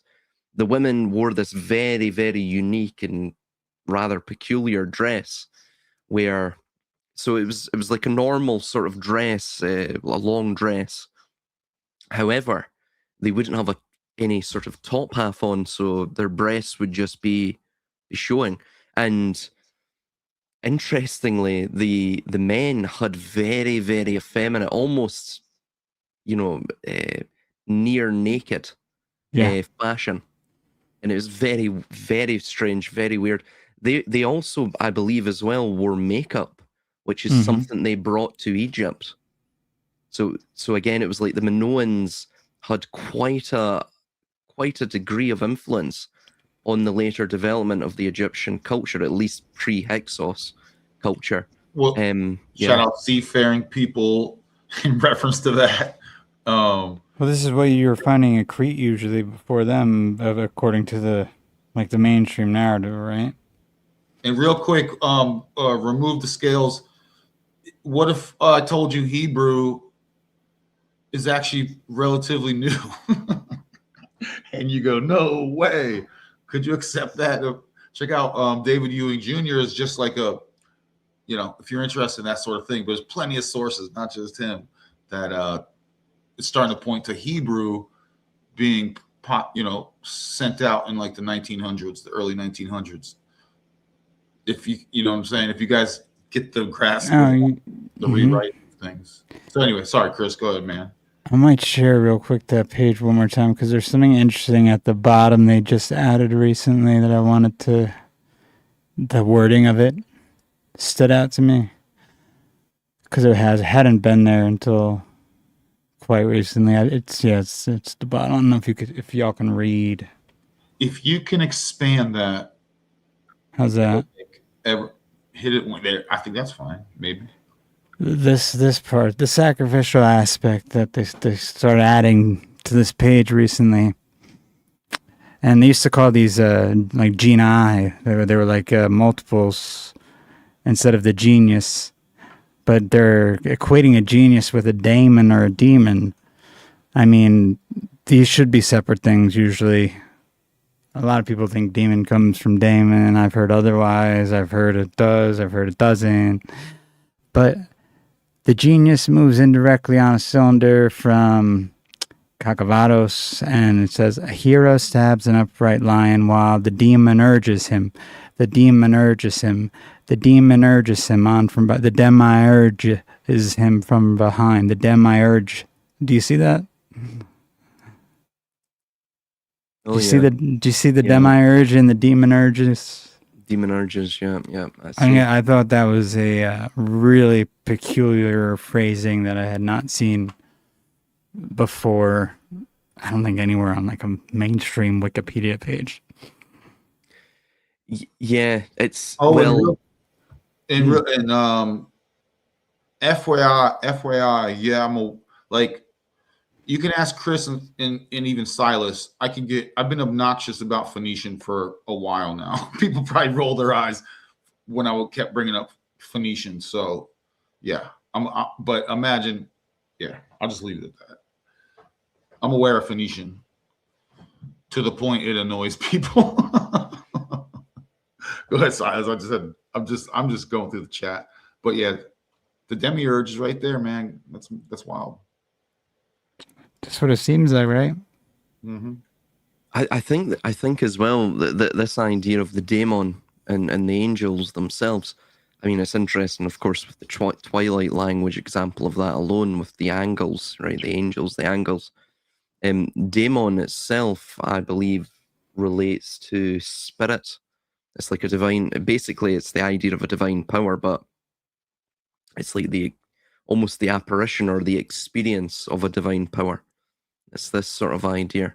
So it's almost like this divine power is made manifest within these sigils or symbols, which sort of ties into why they would have outlawed, for example, idolatry, which is interesting. I've never, they talk about false gods and Abrahamism, but idolatry itself is outlawed because you're creating images on earth of that which exists in heaven. So it's sort of intimating implicitly that these things exist, that they are divine powers. So it's almost like a sort of henotheism that you see in Abrahamism. But we have a Peter Pan here too, flying around. Looks like. Where's that? Oh yes, yeah. This character right here. This is a really bizarre way to depict. It's like Icarus or something. Master of animals. Master of animals. That may relate as well to Pashupati, whose Sanskrit name literally means the Lord of all animals. He's got his Phrygian cap on too. Yeah, he's got the Phrygian cap on, yeah. Or it could also be a horned crown, which is something you see in both the Akkadian and Sumerian. Yeah, there is a little something behind that looks like it could be like a... They look like eagles. What's interesting as well, you see these sort of griffins at the bottom, or just straight up lions, and then you've got the eagle above. So that this is almost indicating, if you pull up the World Tarot card, you have the lion at the bottom, which is Regulus, and of course the eagle at the top. And this also ties in with hantavirus, because remember patient zero, which that ties in with the full card, which is the zero card. Yeah, exactly. So you see the Leo or Regulus on the right hand side. It would be the divine feminine's left hand side, and then above that, so that's the side of judgment, the side of the more energetic, and the side of disparity. And then above that is it's actually meant to be Scorpio, but sometimes Scorpio was indicated not as a scorpion in some ancient and non-Western sources. It's sometimes depicted as Aquila, as the eagle. but it basically is the sign of death, right? It's the mark of death. And by the way, the October Revolution in Russia and a lot of other wars, especially ones that George Bush, his administration had enacted or initiated, they were associated with the Scorpio, with Scorpio, and I believe Scorpio's in November, if I recall correctly, when it comes about.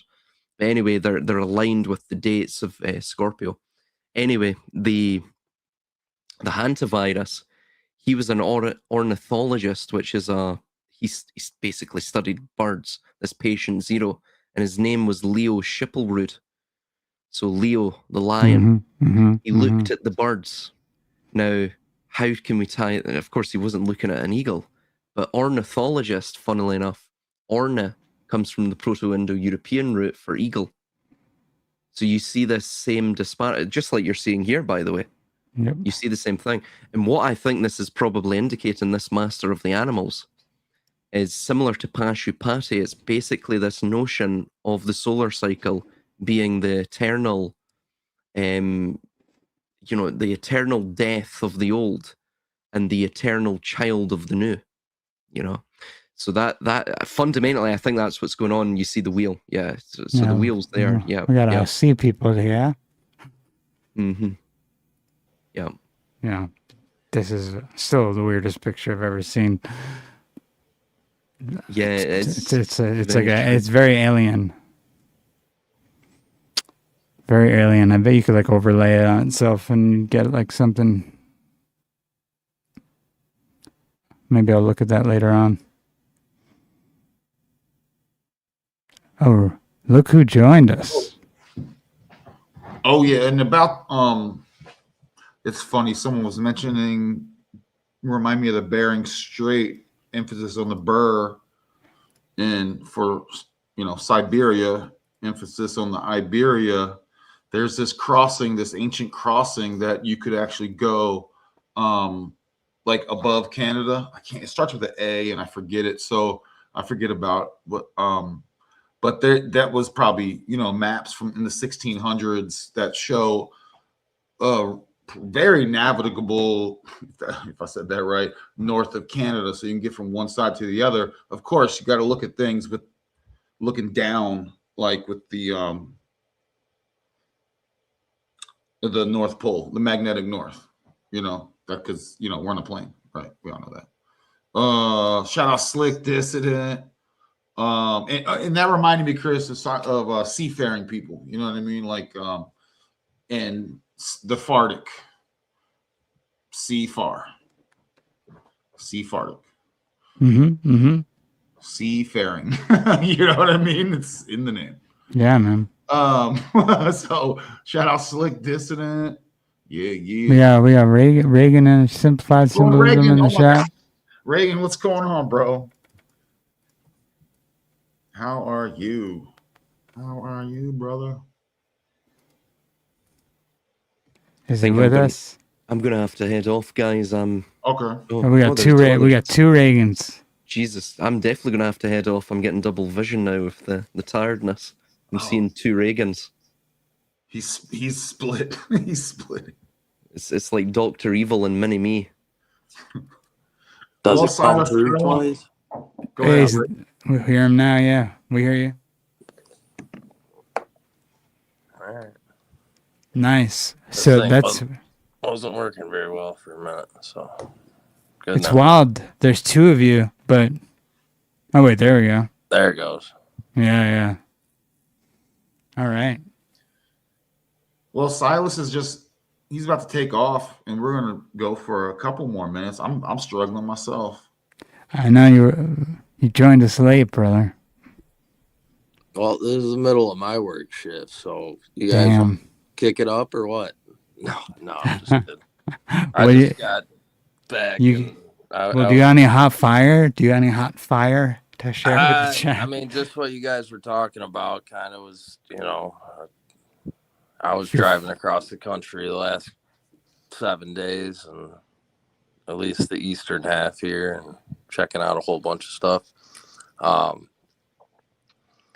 Yeah, symbolism stuff's crazy. A lot of all this news articles going on in the world, and all the symbols and the numbers. See, the chat was going pretty heavy. It's wild. I mean, I don't specific? have anything like particular at the moment, like in my mind, and with the happenings of things and all the chaos, it makes me very calm. So, a lot of this shit that's going on has kind of been something I've been expecting, I guess you'd say, right? Yeah, I feel like all of us are pretty calm about it, which is interesting. I don't have anything too burning or anything to bust in with at the moment. I just saw you guys on. Thought I'd jump in. Silas reached out earlier. I just caught it. So, well, to give Silas a proper goodbye later on, Silas. Appreciate you, man, for coming on, dude. Yeah, you sound like you're about to fall asleep right now. Did I already put you out? I know I got a monotone voice, but I'm starting to struggle, man. I've been doing. No, I think what are we at 2 hours almost? That's probably why. I can't hear you. Shit. Oh shit. Yeah. This is a professional show, everyone. You know how it goes. I don't know if he could hear us or not. But dissonance in the chat. I know I sent links to all of them, but 2 hours in, and we did yesterday. And did we do the day before yesterday too? Yeah, we did. We did 3 days in a row. We did Friday too, didn't we? Yes. Me and you really just I think kind of freestyled Friday when did not connect on many things. We were just like, whatever, we're gone. And then Saturday we came back with Silas, and that was fun. And then today we just randomly last minute. I bet we dominated on the one that you're not feeling so hot about, maybe. The first one, just me and you. I think we weren't bad. It was just I think we were tired. Honestly, we were quick. It was quick. We didn't have much. There's not really much to talk about. You can't keep talking about the same shit over and over and over. Well, I mean, we can, but put it that way, dude. I try to. I don't want to talk about the same thing. And I don't mean it like that. I just mean there's only so much we can cover in a weekend sometimes. Yeah, I just like to hang too in the convo. I mean, I know. Yeah, man. Well, that day, remember that was actually, you were wanting to go early because I was down to listen to the stuff you had planned and you didn't feel like reading it. I think maybe, yeah, man. Because I like it when you get into your alternate history stuff because I'm always down to get into that. Okay, cool. Because I know sometimes I told you no, that stuff's always good and it's always new. It's always new to me because I'm not as versed on that stuff. That's why whenever you do that, it doesn't bore me. I love doing it. But wow, okay.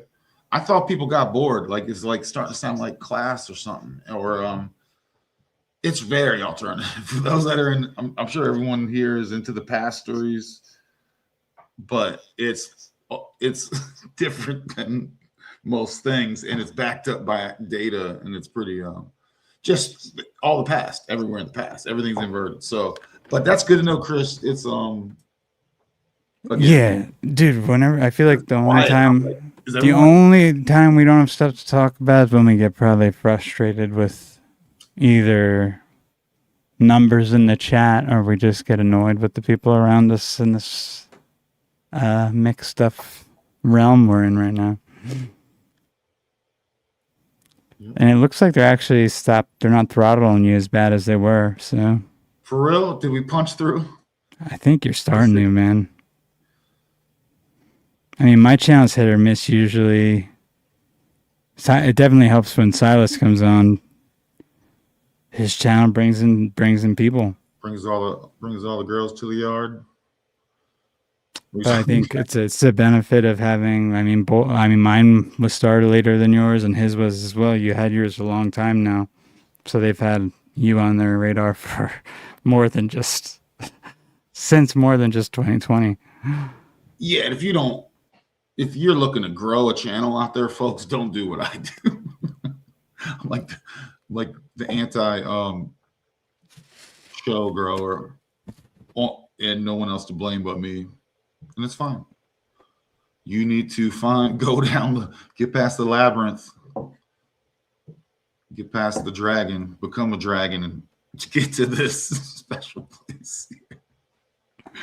Oh, well, that's good. I'll put together more history, man. Sometimes I feel like it's just me.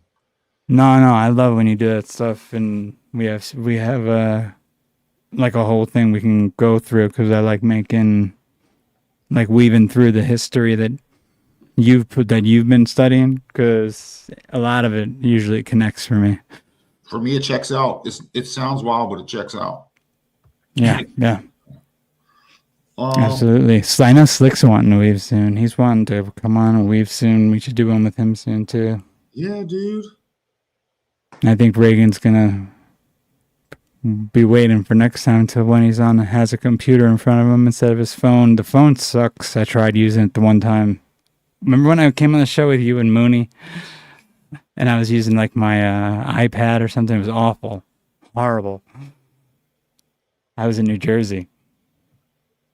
Oh, well, it's fine if you sound like you're, in a bunker or something. It was just like you can't use it. There's no functionality. It's like I was trying to hook up even like headphones and like just have a pair of headphones and the charger in. It just would not work. So I'm like using a speaker with. It just was a nightmare. Yeah. Oh, and by the way, to Tommy, I'm aware of the archivist. He's fine. Yeah, me and Emily have been using some of his stuff for the periodic table stuff we've been doing. But Queen Califia is definitely a thing. Absolutely. Griffins, dude. Yeah, I don't believe in dinosaurs, but then you start talking about griffins now. Remember that? It looked like a griffin, that old Montauk monster that washed up, or supposedly. I mean, I know they say it was something else. Whatever the hell it was, it did look like a griffin without the wings. Remember that thing that washed up in New York, Montauk, New York? That everyone made a big deal out of. It was in like the New York Post and whatnot. Long time back, like back before I think I moved out here even. So that's like, damn. At least over 10 years ago. Yo, let's get out of here, Chris. Sounds good to me. And people they're missing out. They think because Silas dropped that the value of the shows is going down in some way. And I'm not saying they're wrong. I'm just saying. Well, he had a bunch on his channel who were streaming, so we're probably down to like the 2 on our channels, because I stream this one on mine too. So whatever's on yours and on mine that's all we got going now. But he had like 30 people join on his end alone, which we appreciate you, Silas. Yeah. He's always got ideas on things. Oh yeah. Silas, he's the man, bro. He's a good guy. He must enjoy it because he goes his own stuff, does our stuff, When you got an Irish or Scottish, I almost said Irish accent, a Scottish accent like that, man, you could tell, you better be talking, better be using it to your benefit. Oh, yeah. Shout out homies. Oh, see, like this homie got you through Gillis. Yeah. Good. Yeah, Woo. I met Woo when I went on the SNX radio with Coley. He's a good guy. Good guy. Well, welcome to the extended fam. Welcome to the Ronin experience. I need to get Gillis to come on here with us one night and just play around. Oh, Chris, I wish I had some prepared like space thing right there where I could have pressed it like welcome to the Ronin experience. Yeah. That's what you need to get. Yeah. We need better quality here, folks. So, we're getting there. Yeah. Should we call it? Using the code for utility. That's what I'm all about. Yeah, let's get out of here. My mouth is dry. Hold on a second. Slick showing up late. Reagan showing up late. Class. We won't hold them. We won't dock their pay. That's simplified symbolism is Reagan. Shout out Woo, Dead Sea Girl. Make sure you check out all their channels too. Slicks, check out Slicks, check out Simplified Symbolism, check out Silas, and subscribe to the Ronin Experience, which is at BirdDog1D45. Yup. And then if you want, subscribe to mine. I don't really care. You can, you can't. Oh, it's up to you guys. Yeah, guys. Right? No pressure, No one's pressuring anyone to do anything. Yeah, no pressure. It's just if you want to be, you could be 10% gay or you could be 50% gay. That's your choice. I recommend leaning towards the 10% gay only and joining all of our channels. You don't want to go 50-50 because now you're getting into weird Baphomet territory. Some might call that balance. And you'll have a lot to explain when the videos come out. and yeah. Oh gosh. I'm done, Chris. Yeah, we need to go. We need to go before we get in trouble. We gotta get out of here. We gotta go. Later, Chris. I appreciate you, man. You're the best, dude. Appreciate you, brother. Good times as always. Yeah. All right. Peace, everyone. Love. Gratitude. Bye.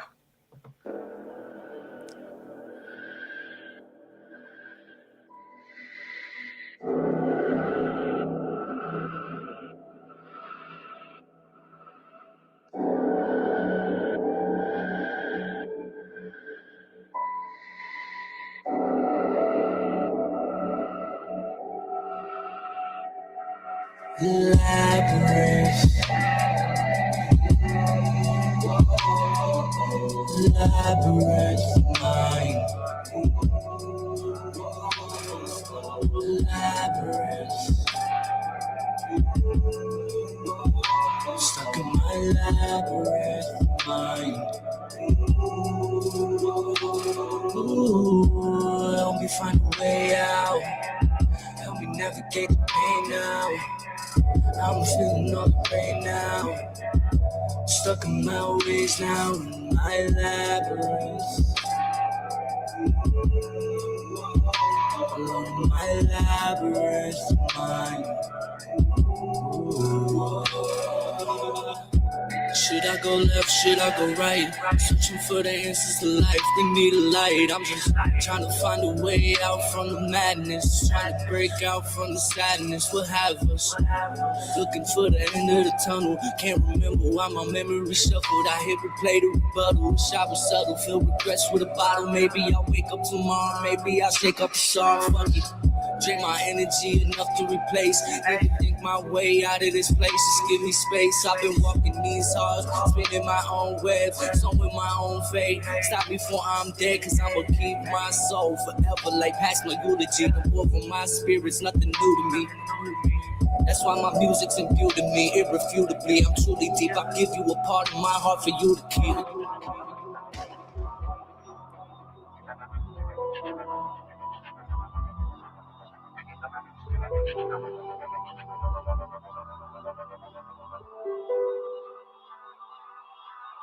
Good vibration, meditation, relaxation.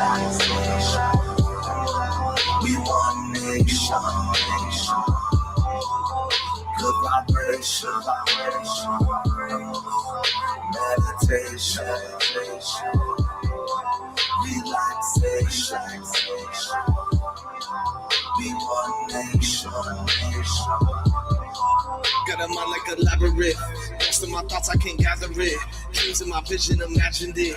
Premonition, future conscious, living low, the world resistant. Gotta stay persistent, cause I've been at my lowest of lows. Locked in my self-composition, notes was my only hope. Best way to cope, so I cut the rope. Cause this life is too beautiful, even when it rains. Sometimes a pain can't teach you change. We all part of something, gotta find your lane. Gotta find your purpose and escape the maze. Let's go, indigo my soul shine go. Forever gonna take that L2 road. We explode, deep smoke till I'm close. Changing lives, all I post. Put the money in my teacher glow hope.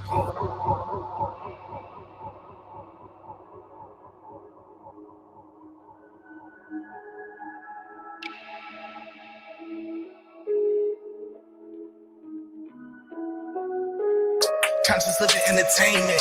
Know that we destined for greatness. Talk down, hit the pavement. Just how society raises.